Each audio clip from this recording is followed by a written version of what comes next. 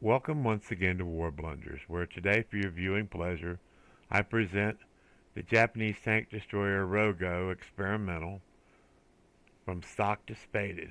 I'm going to show you every kill. I should have showed you every death too, but anyway, this is a tank destroyer, no basic armor, not much to speak of. The icing to the cake is this one is it's got a huge crew. It makes it more survivable.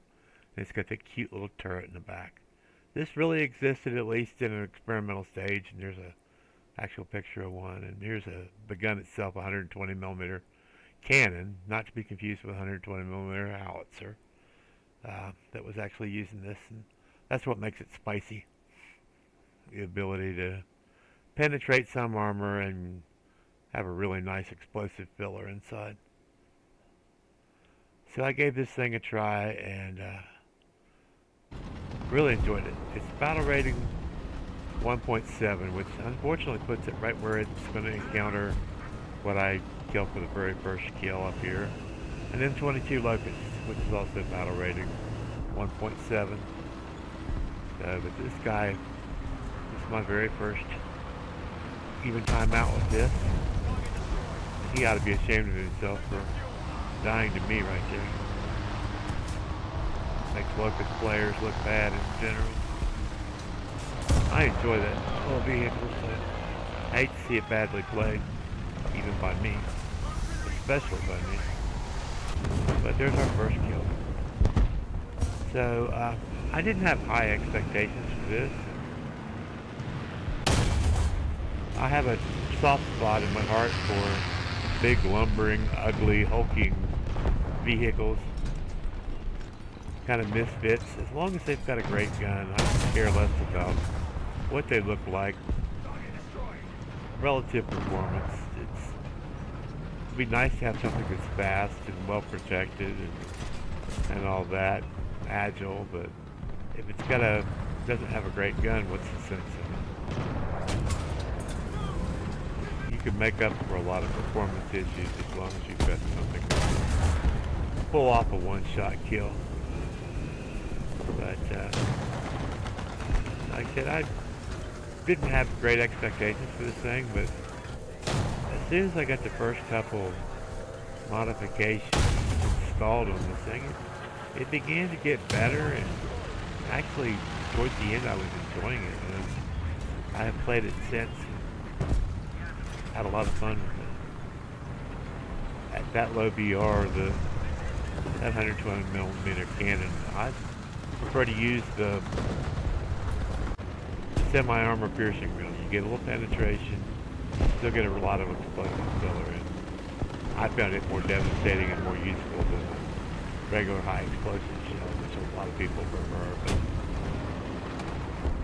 anyway, a lot of these kills here are locusts, and they should just destroy me, but that first shot kill is just gratifying with this thing. And I have later on, using this, actually run across like 105 Germans and was able to take them out. Not with any regularity, but still, it is achievable with the semi-armor piercing round.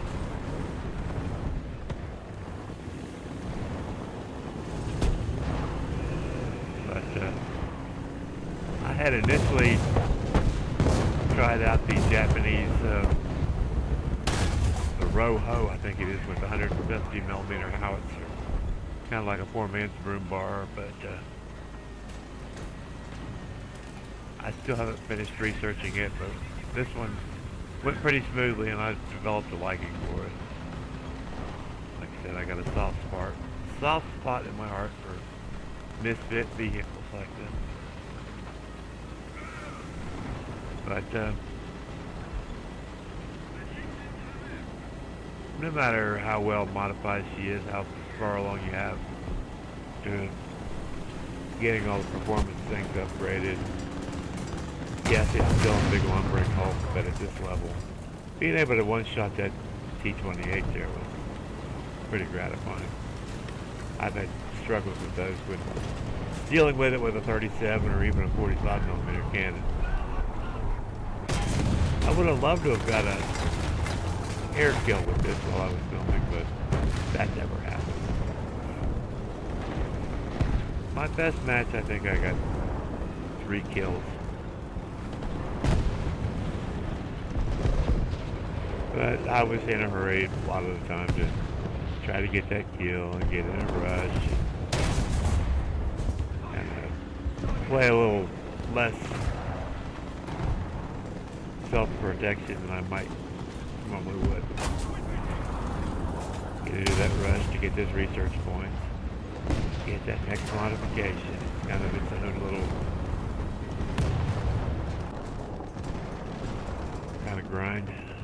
Well, it is a grind for sure. But I continue to like this theme. Now there is the Rogo in the premium version that's got the twin turrets and things. And I had considered buying it, but it just absolutely sucks. I tried it out on a test drive, and it's just utterly worthless. So I didn't waste the gold niggles on it.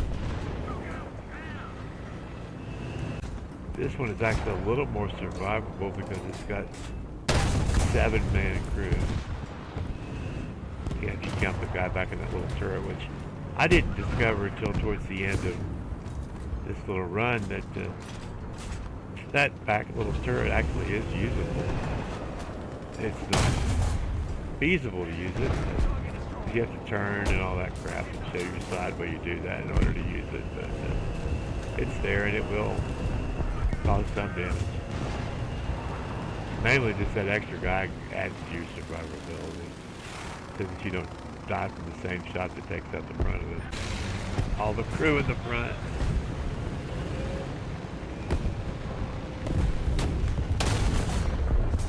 Hard to argue with that gun though. It connects.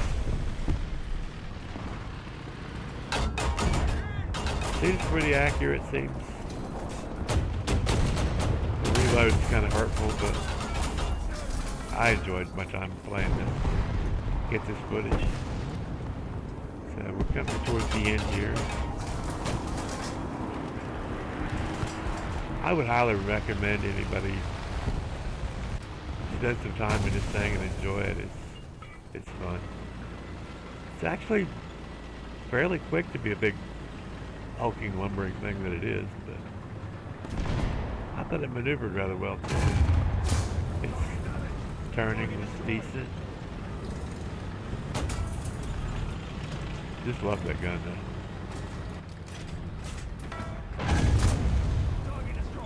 though. Woo! So, just wanted to show the final results was it took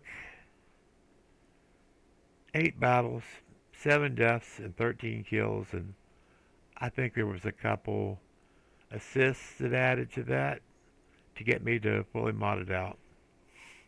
Most of the time I used a few boosters, but nothing more than like 10 or 15%.